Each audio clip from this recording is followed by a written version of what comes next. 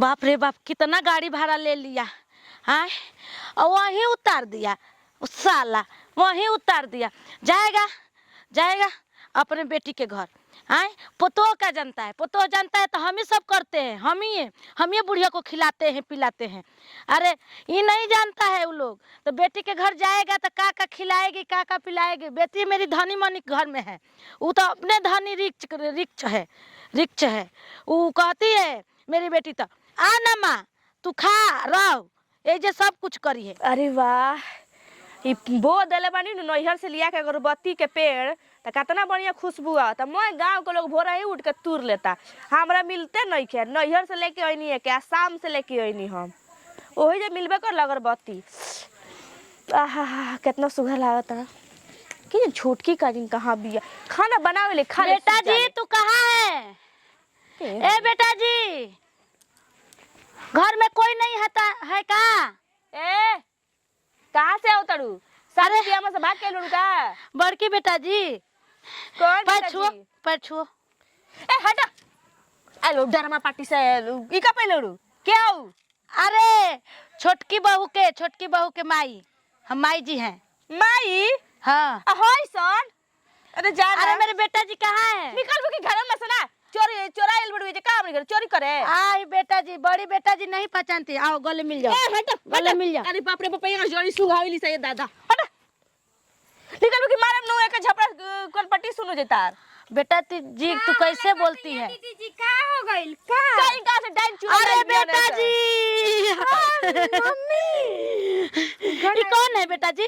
हमको नहीं पहचानता है। दीदी जी नहीं, हम बोले हैं बड़ी बेटा तो कहते कौन बड़ी बेटा? माई है हमार माई मम्मी। Hi sir. अरे कितना अच्छा लगता है, हम कहीं पर जाते हैं तो लहंगा पहन कर जाते हैं। बैठ समझा ना? तू नहीं समझता है हमको। हो ऐसन कहत नहीं कि बेटिया का है ऐसन हो गइल। मैं अपन गइल बिया एकदम में। बेटा जी हां मम्मी। ये क्या पहनी है? मम्मी साड़ी है। अरे बेटा जी तुमको तो हॉट पैंट पहनना चाहिए। हाँ पलानी के घर में बिया का हॉट पैंट पहनाव, छपरी उनके छेद करा दो। तुझको तो समझ में आता नहीं है। मेरी बेटी पढ़ा लिखा है। लागता।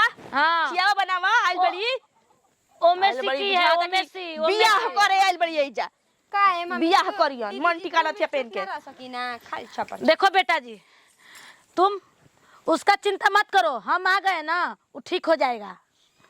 तुम जाओ बाजार और मुर्गा वगैरह लेकर आओ। ए माई चिंता मत कर, हम मुर्गा लेके आते नहीं। और सब बताओ बाकी सब ठीक बानू? रास्ता में कौन आए? अरे हमको दिक्कत होता है, हम जहाँ चलते हैं बस मेरा ही हो जाता है, समझता है ना? माई लेकिन कुछ कहा हम ना लगी ना कहा हम तोर लड़की है रे, दम मस्त लागत अड़ी लहंगा में। अरे बेटा जी खाते पीते रहोगा तब न कुछ होगा। ए माई बड़ी तोरी याद आवेला रे, तोरा फिर रंत इतना ये सब खोल कर हॉट पैंट पहन लो। ला चल आटा साना लिट्टी लगाओ तो तनी। लिट्टी नहीं बनेगा, समझ जा। रे लिट्टी खाता है रे? खाता है? खस्सी। हाँ खा ले बड़का ले लू बड़ी से। ए दीदी जी जा दीदी 4 दिन खातिर मेरा दामाद तो कहे तमीज तो रहे के। मेरा दामाद गया है। मेरा दामाद हुंडिया कमाता है। गया है बाजार। हाँ कलकत्ता गया है ना कमाने के लिए। हाँ तो खाओ। दीदी जी मेरा दामाद आएगा ना? हाँ तो तुमको सब बताएगा। खा लेना। देखो बेटा जी मेरा हाथ टूट जाएगा। हाथ टूट जाएगा। ऐसा मत कर, बेटी नु ही है। अपन मरद छोड़ के नागिन है तू, नागिन। हथनी नानु है, नागिन है तो गंवार कहीं का। हाँ बड़का नी में इंग्लिश नु झाड़ता नु मुंह से खाली हर अंग्रेजी झरता। तुमको समझ में आता है रे कुछ? पढ़ने वाली तो है नहीं, तो लगता है भूचर गवारे है। का लड़ले बड़ी तू कैसे यहाँ पर रहती है रे बेटा? तू ही ना बिया कल बड़ी हसन पलानी में। हॉट पैंट पहनो और चलते हम दोनों मार्केट ऐसे चलेंगे अपना। ए माई गांव घर देखी तो का कही रे, छोड़। अरे गांव घर सब बाहर में गया। देखो तुम मुर्गा बनाओ दामाद से मांग के, हम जा रहे हैं मार्केट। चिंता मत करे माई, लेकिन दूसरे कपड़े पहने ना, साड़ी नहीं सब लोग देखेंगे तभी न कहेगा कोई आया है मेहमान मेरे गांव में। ए माई दूसरे साड़ी पहन लेन तो ठीक ना, तब बूढ़ा लाइन मरे से तो नीक ना। अरे हम पे कोई लाइन नहीं मारेगा, हम उस पे मारेंगे लाइन। देखना जा रहे हैं।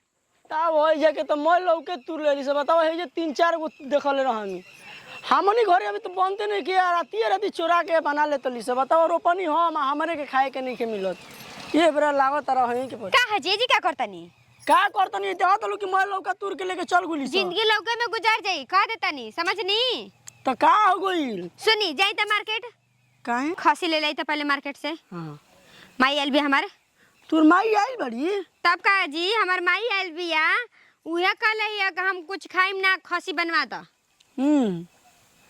का जी काहे भकुआइल बन नहीं कि खुश सोचनी कि तोर माई फोनो करके ना आइली है अच्छा अब हमार माई फोनो करके आवस ना मतलब अपना बेटी के घरे आवे खातिर ओकरा पूछे के पड़ी अरे वो हम बात नहीं कहता रे कम से कम फोन कइले रहती तो कम से कम मिठाई पानी उनी पिए खातिर आई रहित ना चाहे जाके गड़िया ले आई रहती ना हैं जाय दी माई के भी हमार मोबाइल नहीं खे ई से बिना कुछ कहले आ चल लिया हमनी भी कौन सा मोबाइल बाजी आपकी भी बात आप 24 घंटा पॉकेट में लेकर घूमत रही ना अच्छा चल हम जा तनी बाजार का ले खसी ले ले हां खसी के मीट ले ले हाँ। टमाटर ले ले धनिया ले ले मिर्चाई ले ले और सुबेरे खातिर पनीर ले ले हम रख देम ओकर तसलिया में ठीक नो ठीक बा तो झोरा लिया के दे बार बाजार हो जाई शोर से करा ना तो भीड़ होई तो चल आई ई राम ए भगवानी का घर में बनावत है छटकी पाका कुछ बनावत है सज मंगर घर में का बनत है राम मुर्गा मछली बनल दे लोग करेज फाड़ दे हम आज कह देतनी आ छटकी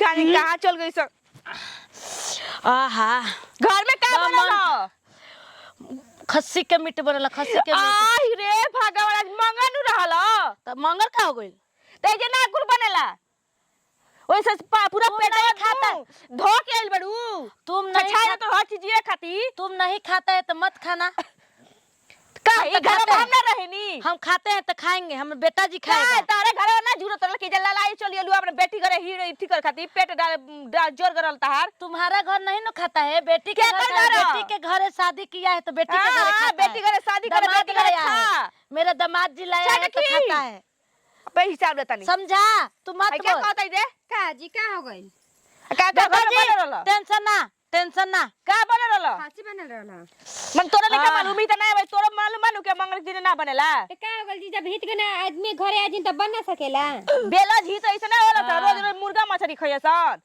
हां चुप ना रही दीदी जी ढेर बोलेनी आपो ठीक नु हमर माई के ढेर बोलता नहीं हम तू ढेर कम बोलता अपन नहीं माई आई त ना न कर में से हमर माई ना आवेला हमर माई बेटा जब पानी जी। ना पिएले ना माई आवेले पेट धोइले ना साइल भाई रोज मुर्गा त मछली त फलान ठका हो जा खाली का करेज खाता बेटा जी अब सोने जा रहे हैं ठीक है ना बना दे के ना जोता लिया के गाय को लिया के बना के दे खा ले और साड़ी नो जा जा रहे सोने हां सुत काहे ना सुत दबाने का पलंग पर सुत रह सासनु कहइबू का रे का गुड़े तई रे देखी दीदी जी ठीक नहीं की कर हमर माई के बता कुछ बोल के निकल जाम जी 4 दिन खातिर आइल बिया त हां 4 दिन खतले पानी में आग लगा दल बड़ी का चाहतड़ी घर उजार के जहन का हम ना आप का चाहता नहीं आपके माई गंगा नहा खातिर बक्सर आइल रहते एजी ना रहनिया इतना दिन से का माई नहीं जाएले जल ना अरे झूठा जाए ना के मत दीदी जी। बतिया झूठ बोला ना हाँ। आपके सही में खानदान में लगा आज मत का 12 बेलचा सब मुर्गा हम मछली धधाइल लाइल बड़ी ओही जैसे धोइल बड़ी आज मंगलवार के बन कर ना मिलल खाए के हां लिए पूरा घर लिपाई तबे चूल भराई लिपी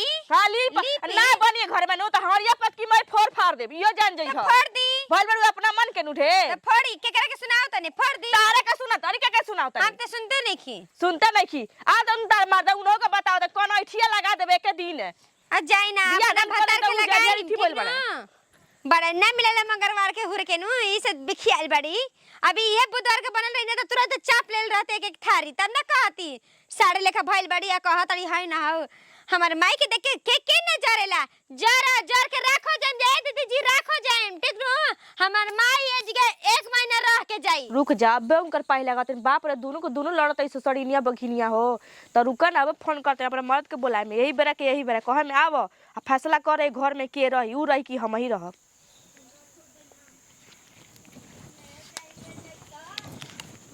हेलो हेलो कुलतिन जी हाँ खुश रह का समाचार बा हो ठीक नहीं के काहे हो का हो गइल बीमार पड़ो का दे बीमार नहीं कि हम पगला गइल बनी ए घर का रहन देख देख के दुए जानी बाड़ू जा तब तो हम लोग रहने देखत तड़ू जा दू जन में तो ऊ टांडा भइल बाकी मत पूछी का हो गइल अरे घर में आइल बियनु खाइल धधाइल ओने से अरे बाप रे बुझाता जैसे कि ओकरा अनाजे ना जुरत रहल खा के पीला उठा भैंसा लेखा भइल बिया।